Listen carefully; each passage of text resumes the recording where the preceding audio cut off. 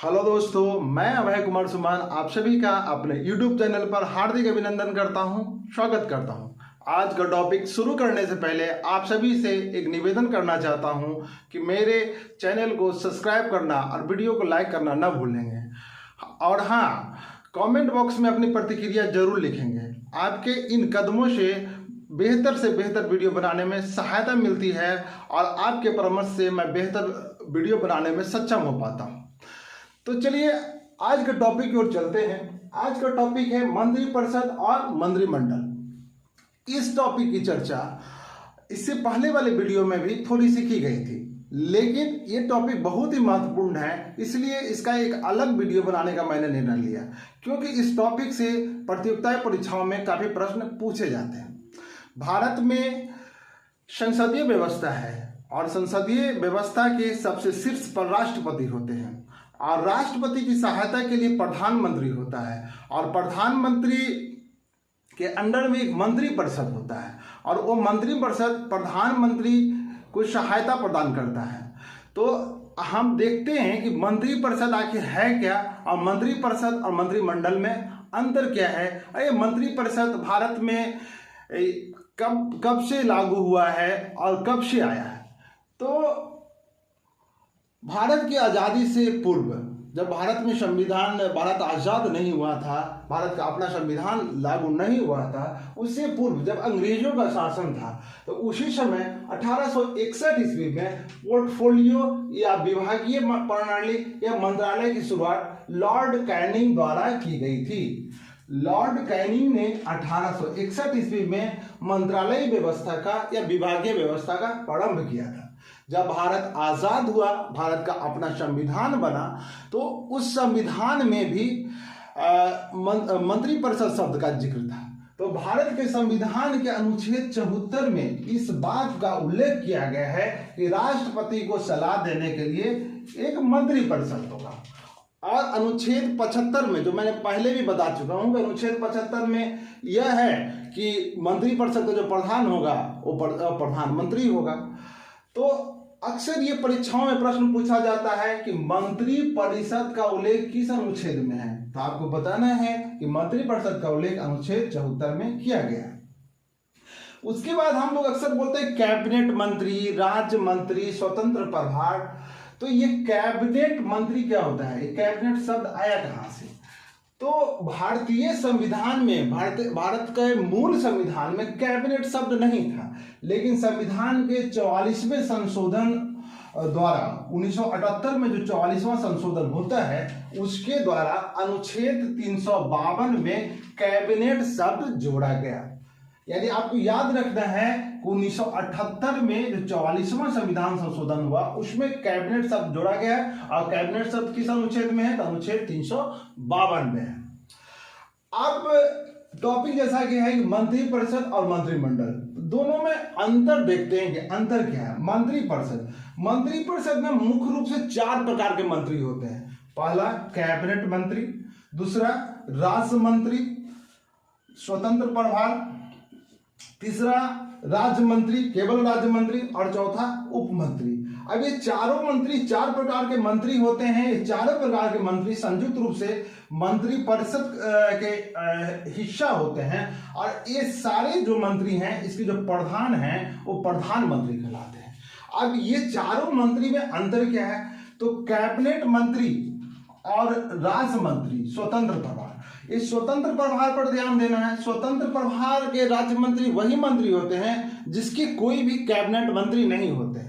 अगर किसी विभाग के कोई कैबिनेट मंत्री नियुक्त नहीं हुए हैं या शपथ नहीं लिए हैं, तो उस विभाग को कोई राज्य मंत्री को दिया जाता है और वह राज्य मंत्री स्वतंत्र प्रभार कहलाता है। यानी सारे निर्णय लेने के लिए वो राज्य मंत्री ही उत्तरदायी है।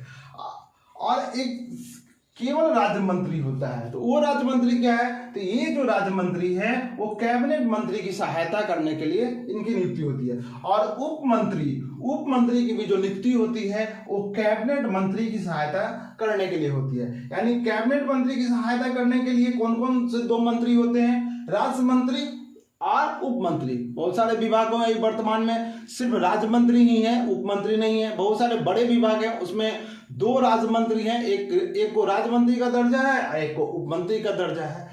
तो ये मंत्री परिषद की संरचना हो गई जिसमें 4 प्रकार के मंत्री होते हैं और ये चारों के प्रधान जो होते हैं प्रधानमंत्री होते हैं। और मंत्री परिषद जो होता है वो लोकसभा के प्रति जिम्मेदार होता है।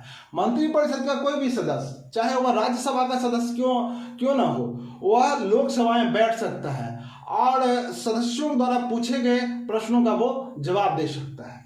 अब मंत्रिमंडल क्या है? मंत्रिमंडल को अंग्रेजी में कहते हैं ग्रुप ऑफ मिनिस्टर। तो ये ग्रुप ऑफ मिनिस्टर क्या होता है? तो ग्रुप ऑफ मिनिस्टर में केवल 2 तरह के मंत्री आते हैं, एक कैबिनेट मंत्री और दूसरा राज्य मंत्री, स्वतंत्र प्रभार। तो स्वतंत्र प्रभार के बारे में पहले ही मैंने उल्लेख किया है कि स्वतंत्र प्रभार क्या होता है। तो वैसे राज्य मंत्री जिनका कोई कैबिनेट मंत्री नहीं होता है उस मंत्री को राज्य मंत्री स्वतंत्र प्रभार करते हैं।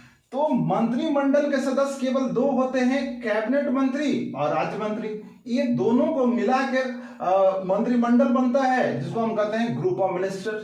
तो जब मंत्रिमंडल का बैठक होता है तो इसमें ये 2 तरह के मंत्री ही भाग लेते हैं और इस मंत्रिमंडल का भी जो हेड होता है वो प्रधानमंत्री होता है। यहाँ पे एक बात गौर करिएगा, अक्सर परीक्षाओं में प्रश्न पूछा जाता है, मेरे सामने भी ऐसा एक प्रश्न आया है कि मंत्री परिषद किसके प्रति जिम्मेदार होता है? तो मैंने पहले ही बोला लोकसभा के प्रति। लेकिन कभी कभी ऐसा पूछता है कि मंत्रिमंडल किसके प्रति उत्तरदायी होता है? तो मंत्रिमंडल उत्तरदायी होता है प्रधानमंत्री के प्रति। तो इस बात को हमेशा याद रखिएगा।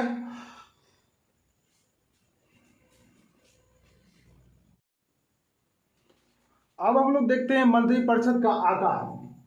तो वर्ष 2003 से पहले मंत्रिपरिषद के आकार को लेकर भारतीय संविधान में कोई स्पष्ट उल्लेख नहीं था।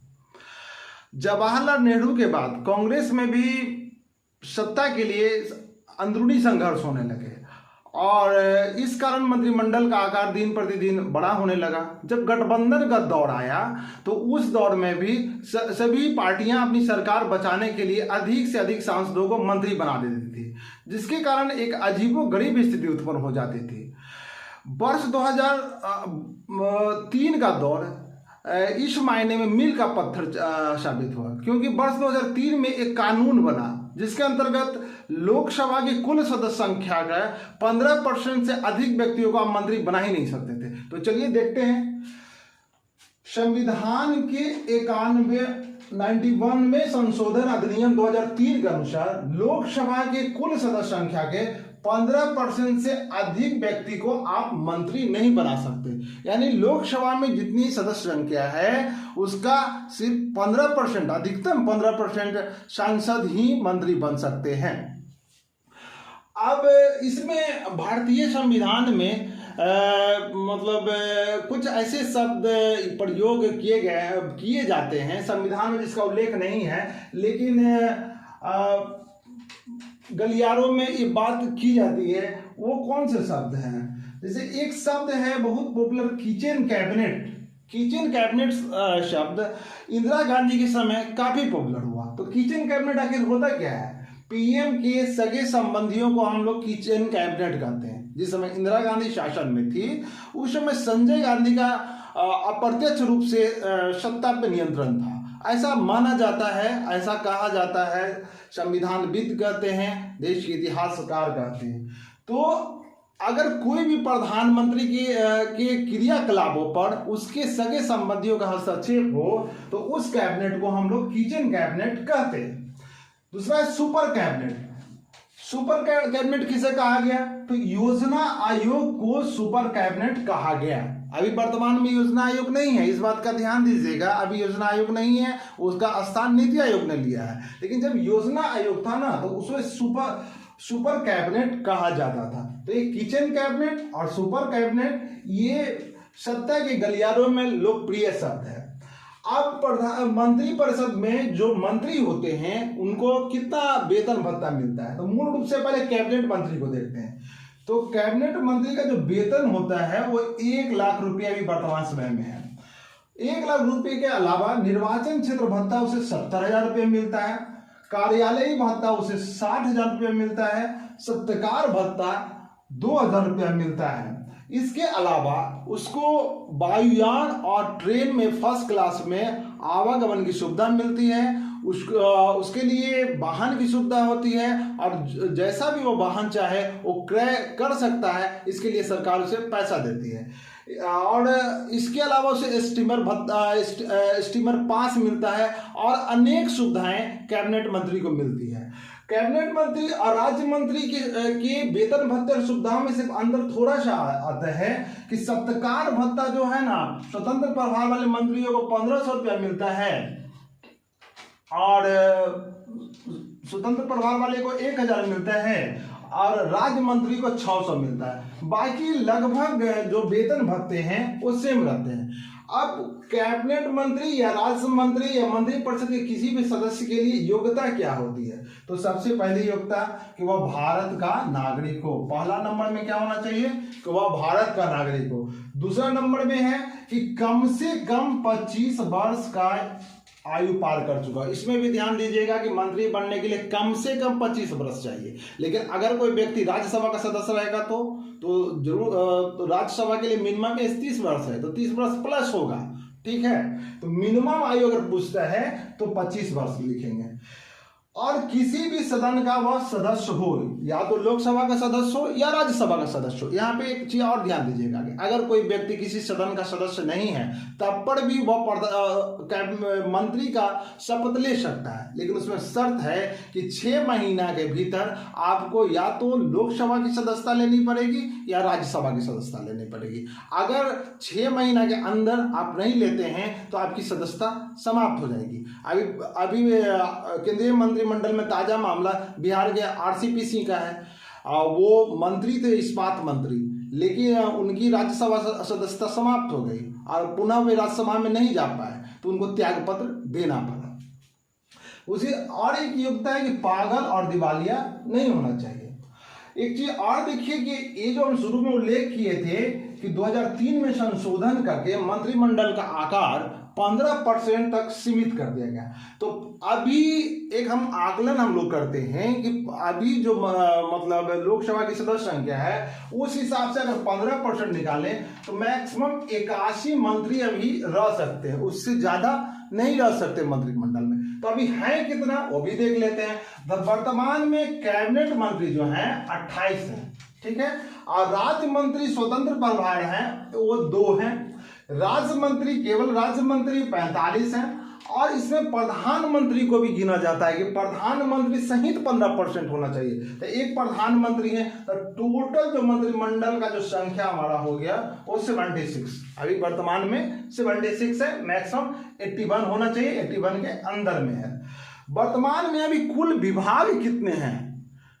तो कुल जो विभाग हैं भारत में अभी वो 54 है। एक चीज ध्यान दीजिएगा कि जो अभी जो नई सरकार है 2014 से है, तो इस सरकार ने कई विभागों को, 1-2 विभागों को लुप्त भी कर दिया, गौण कर दिया, किसी में मिला दिया और कुछ नए विभाग में बना है। तो जो नए विभाग बना है वो आपके लिए इंपॉर्टेंट है, वो क्वेश्चन पूछेगा। जैसे अभी इस गवर्नमेंट ने सबसे लेटेस्ट नया विभाग कौन सा बनाया है? तो सहकारिता मंत्रालय। भारत में कैबिनेट में पहले से केंद्रीय स्तर पर सहकारिता मंत्रालय नहीं था, तो सहकारिता मंत्रालय बना है 6 जुलाई 2021 को। उसी तरह एक और मंत्रालय इस सरकार ने, मोदी गवर्नमेंट ने बनाया था 9 नवंबर 2014 को। उस मंत्रालय का नाम था आयुष मंत्रालय। आयुष मंत्रालय में कई मंत्रालय को फिक्स किया गया है, जैसे योगा, आयुर्वेद, प्राकृतिक चिकित्सा, यूनानी चिकित्सा और अन्य कई और भी चिकित्सा जो हैं वो आयुष के अंतर्गत रखे गए हैं। उसके अलावा इस गवर्नमेंट ने एक और नया मंत्रालय बनाया है, उस मंत्रालय का नाम है पूर्वोत्तर क्षेत्र विकास मंत्रालय। अब हम लोग देखते हैं कि अभी जो गवर्नमेंट है उसमें प्रमुख मंत्रियों को तो आप लोग जानते होंगे, लेकिन कम से कम हम लोग बिहार के कौन कौन से मंत्री हैं, बिहार के कौन से कैबिनेट मंत्री हैं, कौन से राज्य मंत्री हैं, उसको एक बार रिवीजन करते हैं। केंद्रीय मंत्रिमंडल में बिहार से अभी कुल 5 मंत्री हैं। कैबिनेट मंत्री में श्री गिरिराज सिंह हैं, जो ग्रामीण विकास मंत्रालय और पंचायती राज मंत्रालय संभालते हैं। इसमें ये ध्यान देना है कि गिरिराज सिंह का मूल मंत्रालय ग्रामीण विकास मंत्रालय है और पंचायती राज मंत्रालय अतिरिक्त प्रभार में उन्हें दिया गया है। उसी तरह श्री राजकुमार सिंह हैं। राजकुमार सिंह जो आर.के. सिंह के नाम से फेमस हैं, आर.के. सिंह के नाम से जाना जाता है, तो उनका मूल मंत्रालय बिजली मंत्रालय है और अतिरिक्त प्रभार में उनको मिला है नवीन एवं नवीकरणीय ऊर्जा मंत्रालय। उसी तरह श्री पशुपति कुमार पारस, ये दोनों जो हैं बीजेपी के थे और ये पशुपति कुमार पारस जो हैं एलजेपी गुट के हैं। तो एलजेपी के जो मंत्री हैं उन्हें दिया गया है खाद्य प्रसंस्करण मंत्री। तो ये तीन जो मंत्री हैं ये कैबिनेट मंत्री हैं बिहार से एक और कैबिनेट मंत्री थे आरसीपी सिंह। तो आरसीपी सिंह हाल में ही मंत्रालय से त्यागपत्र दिए, इस्पात मंत्री थे और जुलाई में उन्होंने त्यागपत्र दिया। उनका कारण मैंने पहले भी जिक्र किया है। उसी तरह राज्य मंत्री, बिहार से दो राज्य मंत्री हैं। पहला अश्वनी कुमार चौबे, इनके पास बहुत सारा मंत्रालय है। पहला है उपभोक्ता कार्य, खाद्य एवं सार्वजनिक वितरण विभाग के ये राज्य मंत्री हैं। उसके अलावा पर्यावरण, वन एवं जलवायु मंत्रालय के भी ये राज्य मंत्री हैं। और एक महत्वपूर्ण नाम बिहार से है श्री नित्यानंद राय, जो गृह राज्य मंत्री हैं। तो इस प्रकार हम लोग आज मंत्रिपरिषद और मंत्रिमंडल को अच्छे से समझने का प्रयास किए।